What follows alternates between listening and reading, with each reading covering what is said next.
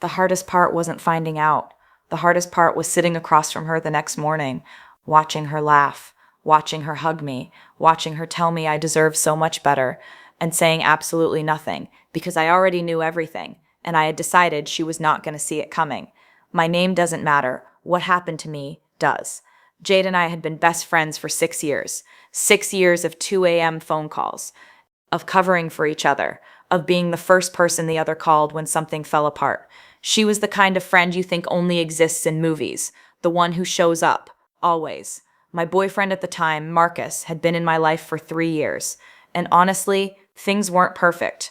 We argued more than we used to. He was pulling away in ways I couldn't quite name.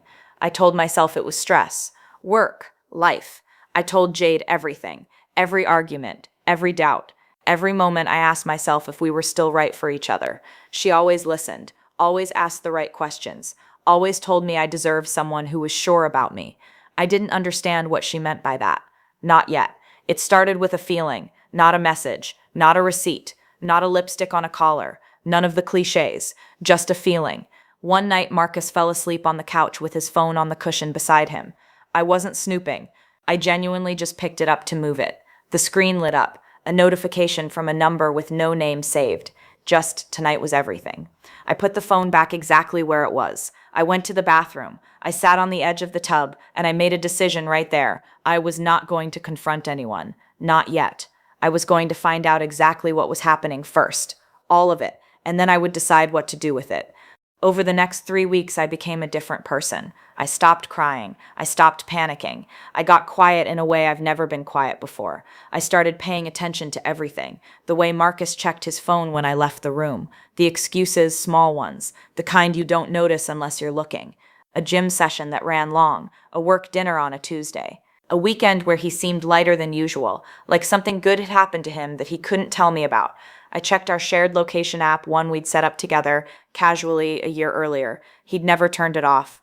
The gym, a residential street 4 miles away. The work dinner, 45 minutes at an address I recognized immediately. It was the street Jade lived on. I sat with that for a long time. Then I opened my phone and went back through 6 months of messages between Jade and me. The questions she used to ask me about Marcus, about what he liked, about what made him feel loved. I thought she was being a good friend. She was taking notes. I didn't scream. I didn't cry. I didn't send a long paragraph at midnight. I texted Jade on a Thursday morning. Coffee Saturday? I miss you. She said yes immediately. A string of heart emojis.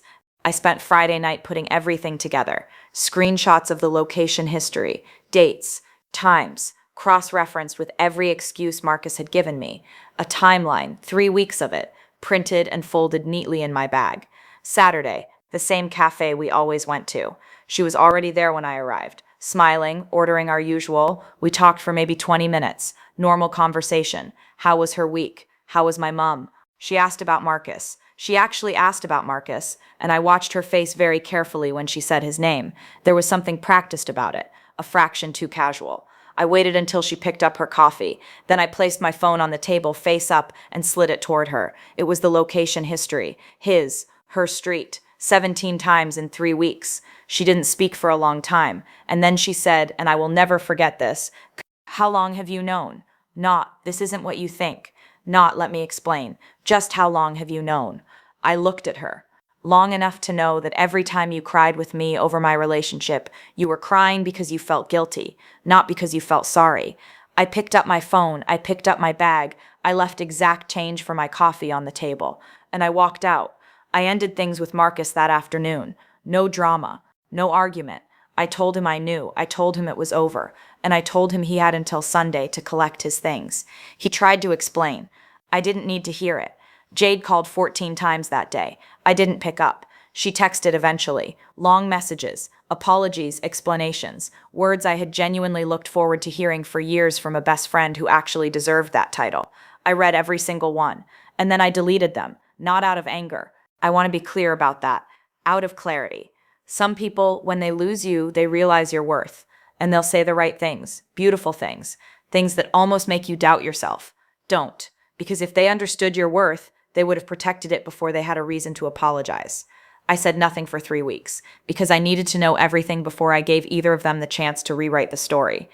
And when I finally did speak, I only had to say it once. If something in this story felt familiar, I want you to know you're not crazy. Trust what you feel. Take your time. And when you move, move with everything. Drop a comment below if you've ever been through something like this. I read every single one. And subscribe to Redshift, because every story here is real and every story here matters.